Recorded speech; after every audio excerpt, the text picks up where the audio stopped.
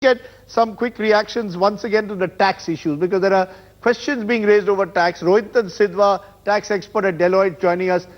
Let me try and understand, Mr. Sidhwa, this 10% surcharge that exists, what will that do? What exactly will the surcharge element now do when it comes to those below a certain income? Will I be eventually paying more in tax, Mr. Sidhwa, now?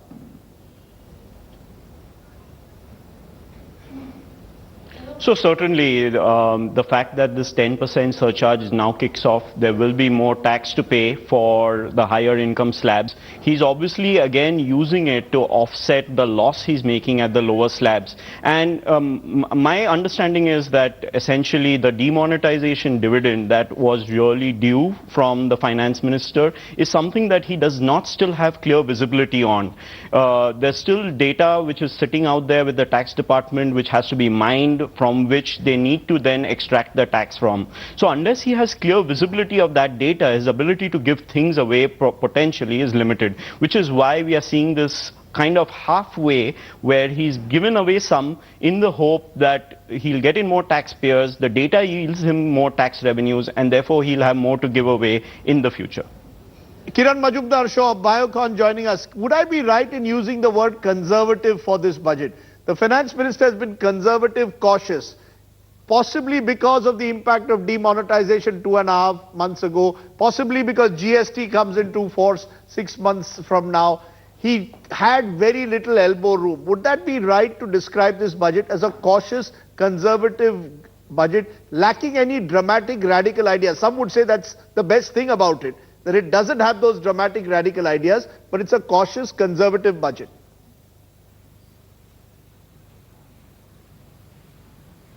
Well, you know, you can use many adjectives. I would just say it's a safe, balanced budget, which basically has seen the finance minister play within his zone of comfort. I think no negative surprises, which is really the very good news, and a few positive takeaways, I would say. I think I would have expected a little more positive news flow from the finance minister. Largely because of, you know, the global economic dynamics that are playing out. Yes. You know, would you have liked greater clarity on? Would you have liked greater clarity on demonetization's fallout? Would you have liked the finance minister to tell the country exactly what really has been the fallout? Would you have liked him to give details on how much money has actually come back into the banks? Mr. Chidambaram was saying that to me 2 days ago, the finance minister must tell the country exactly what is the impact of demonetization.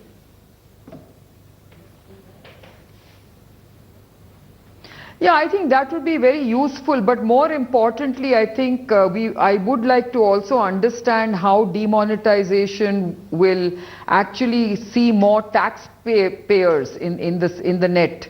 And I think that those numbers need to come out, because I think it's very positive what has happened in terms of demonetization. But I think we do need to get some more optics on how this demonetization is going to play out in terms of the money that the government has managed to get through this scheme. And I would also say that, you know, I would like to see more granularity about this huge upsurge in rural and agricultural spend, especially in terms of how much money has been allocated for creating the digital infrastructure, the basically the physical infrastructure in the rural parts of the country, because I really believe that, you know, the economic development today is really only restricted to the 200 urban centers that we have in this country. Right. And this needs to expand out to the rural heartland, and I think infrastructure is very, very key to this. But the finance minister, ma'am, did spend a fair amount of time talking of infrastructure spending. Of course, now that we have a railway budget as part of the union budget, that meant he had a lot of time. He did spend that disproportionate time in a sense on railways, but he is focusing on infrastructure spending. But your concern is, will that extend to rural India? Am I correct?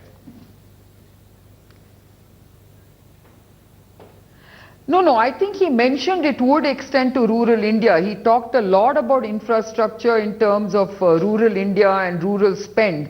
But I think we need to see more granularity in how they are going to go about this. That's all I want to see. Right. And in terms of, I think, taxation, while it's welcome that he has reduced the tax rates for MSMEs and for startups to 25%, which is very welcome, I think he should have signaled something in that direction, at least for the larger corporates. You know, so you're saying you would have liked a stronger signal for larger corporates. Rahul Bajaj will be joining me shortly. Rahul Bajaj, chairman of the Bajaj Group, your first reactions to what you're listening. Kiran Mazumdar-Shaw saying there should have been a stronger signal to industry.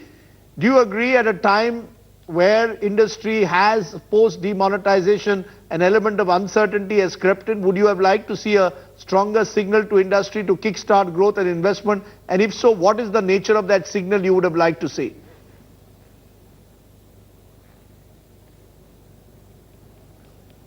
You see, Rajdeep, it's very difficult for me. I can disagree with the Prime Minister and the Finance Minister, but I just cannot dare to disagree with Kiran Mazumdar-Shaw. So, the way you have asked the question, how can I disagree with Kiran, my very, very special friend? But more seriously, no, I don't agree with her. All of us want, various, auto industry had nothing in it, pharmaceutical wants this thing, everybody wants anything. But it's bad enough he's going from 3 to 3.2%, but I think that's acceptable if the additional 0.2% is spent correctly on productive assets, infrastructure, etc., and not withered away, which only later on we will know applies to all the expenditure by the government. He's helped the MSMEs, he's helped the startups, he's helped the people earning up to 5 lakhs rupees, and obviously the people earning over 50 lakhs rupees and the bigger corporates have got nothing, and I don't think the bigger corporates need any signal from the government, and I appreciate what Kiran is saying, for us to function. Demonetization got my sales down by 30%, so did Heroes and other two-wheeler companies. Fine, this quarter results actually have come today. My board meeting was yesterday in Pune, and we've lost the top line, we've lost something of the bottom line, we have maintained the EBITDA, nobody lost his job. So this year will be a little less good as compared to what it would have been, Rajdeep, but so what? I mean, that's part of the game. As far as the so-called benefits from demonetization, those supposed to come in medium and long term, they come in. It's an interesting observation, and I want Kiran Mazumdar-Shaw to respond. For the first time, I'm seeing number of industrialists no longer beaming and giving the usual 11 on 10 to the finance minister, but MSMEs, and many believe they've been the worst hit by demonetization, have got certain benefits in the budget, including tax breaks. So maybe this is a budget for the smaller and micro industries, those below 50 crores and less, rather than to the big industry. And to that extent, maybe the finance minister has sensed where the pain is greatest. The pain has been greatest among micro and small industries, not necessarily among the big industries. We should be allowed to ask them also. No, I think it's very welcome what the government has done to the small industry. No dispute on that. And I really believe that definitely these are also job creating sectors. So I think this is a very positive thing that the government has done. I'm just saying that because of the fact that, you know, the global dynamics are playing out in such a way that other countries like the UK, the US are all talking about, you know, lower corporate tax. I just thought, you know, any investment linked, job linked, reduction in corporate tax would have been a good signal. You know, you could have even reduced it by 1 or 2%. Not that corporate India needs it, but I think it's a good signal. I think it's about perception and optics that are important to give that feel-good factor. Because otherwise, yes, we don't need it. I mean, we can all survive without it. But I do believe that we need these kind of signals to give some kind of a positive feel-good factor. I'll get Sunil Alagh wants to jump in, but Rahul Bajaj quickly, the feel-good factor, you know, is it missing as Kiran Mazumdar-Shaw says, or is it time for big industry to accept that maybe this was a budget where the finance minister, as I said, needed to address the pain of the smaller industries first? That was his priority. That's right. That's right. The way Kiran put it was very well, and with that I don't disagree at all. If something was done to give a signal even to large industry, nobody can dispute it. He had his reasons, he had his compulsions, already 3.2% fiscal deficit. He has given, in a way, a signal by what he has done for the electoral funding. Very, very good, very welcome. I don't know the details about the Reserve Bank bonds. Will they be anonymous or not? That has to be seen. But 20,000 to 2,000 is great. FIPB removal implications have to be seen because 80-90% were on automatic route, the people coming in for FDI. So fine, why was FIBB required? But those 5, 10, 20% which were not on 100% automatic route, what will happen now? Should not become worse than what it was till now. So those details have to be seen. Some good signals have been given, but the rest we have to also see with GST from 1st July. For example, I don't know for sure that my two-wheelers are under what slab. Are they under 28% or 18% or 12%? It can't be 12%. Or lower, 5%. So those things will determine a lot because the indirect taxes for large industries are very, very important. More important because the amounts involved are huge compared to direct tax, 30%, or as Kiran was saying, over a 5-year period, he had said we'll bring it down to 25% and we'll remove all the exemptions. And I think he is still bound by that. And maybe in the next 3 years he will do that. And this year he could not give that particular signal. And so for that I'm not very critical. He could have done that, but I can understand that. I've got some other issues there which I have to see the small print, something what we call exit tax on public charitable trusts. He brought it in last year. He brought it in with good intentions. For those misusing the public charitable trust, they were supposed to be taxed very high, but in actual practice they made it even for those who were not misusing the trust, and that had to change. I don't know whether that changed or not. If it's not changed, it will be a big problem, and I'll be very, very disappointed because I was under the impression that will change. But Sunil, I like you wanted to dive in. No, I want to dive in because as usual I always have a contradictory view with Rahul Bajaj, and I agree with what Kiran is saying because look, we have always been reactive. Mr. Trump, good, bad or ugly, is going to reduce taxes, corporate taxes in America. You've got to not only look at the domestic market but the internet. Who will invest in India if you keep your tax rates for the corporate so high when he's going to take it down to 20 or 15%? So the signal should have been given to the corporate tax, to the corporates that look, at the top level I'm bringing in a bit of a reduction. He's missed that opportunity. He's actually got only the next year's budget because 2019 is election year. So if he had done something now, he'd have given himself 18 months for it to have some response. We don't have an immediate response on everything that's done. Second, he's made a point on personal taxation that I want to incentivize people to pay. He's actually made it worse by telling all the guys who pay honestly on the high tax levels, I'm going to charge you more. So you're actually incentivizing them to cheat and start coming down. It's exact contradictory of that. I've rated it 4 out of 5 on all the other points, except these 2 points we've left out. No, but it almost seems as if industry wants every budget to have sweetness. Unless corporate tax is brought down, industry is not satisfied. No. Yes, Mr. Lahiri, yes. That's not the point I'm making. That's not the point I'm making. Yes, Mr. Lahiri. See, Turkmenistan has a corporate tax rate of 8%. Yes. And Uzbekistan has got 7.5%. USA has got 38.9%. Now, all the corporate investment is not rushing from the US to Turkmenistan or Uzbekistan. So when we make this point about corporate tax rate, one by one, please. Please, corporate tax rate, countries have to be compared. Turkmenistan and India, I mean, how are you comparing those countries? He's making a fair point. The tax rate. Let him complete his point. Let him complete his point. Let's not become the parliament. Let us not become any other news channel. Go ahead. See, the point is. Yes, please go ahead. No, go ahead. The point is, you see, we want, like from God, we want everything. Yes. From the government, we want everything. I want my tax to be reduced. Sunil wants more roads to be built. Shubhashish wants more to be spent on health. Proshenjit wants on education. Now, it's a fine balancing act, actually balancing competitive dissatisfaction.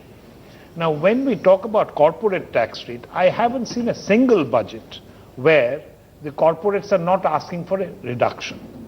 And mind you, MSME and big corporates, Rajdeep, the most interesting figure is because of aggressive tax planning, big corporates have a lower effective corporate tax rate than middle and small industries. So don't worry about big industries so much. They have got some of the finest tax consultants who know exactly how to juggle the accounts. Am I right? Am I right, therefore, in using the word that this is a... Actually, No, am I right in using the word that this is a circumvent. cautious conservative budget? The finance minister didn't do anything that would rock the boat. That he was very conscious of the fact. Remember, GST comes in a few months, demonetization has just happened. Is that the, I remember the former finance minister, Mr. Chidambaram, telling us 2 days ago, this is the budget where you should focus on indirect taxation and use that to actually spread the benefits around. The finance minister has even resisted that temptation. Do you believe that was a missed opportunity? I did expect some changes in indirect tax. Today, from his speech, it appears that there's really next to none. So one will need to see the fine print. I did expect something more than what he just mentioned. Because it comes at a time when inflation is low. He had opportunity. He could have... With the GST coming up. So therefore you believe with GST coming up, he had no options left when But it he came mentioned in annexure. Yes. He has got annexure 1, 2 and 3. Which we haven't seen. Which we haven't seen. Yes. So actually the detail, the devil may be, or the angel may be in the detail. Correct. Okay, We the need devil to may see be in the that. lead. Kiran Mazumdar-Shaw, if you are still with us, on a scale of 10, how much are you going to give the finance minister? Most people, as I said, industry tends to give 9 or 10 on 10. But on this occasion, big industry in particular seems a little less reluctant to be euphoric.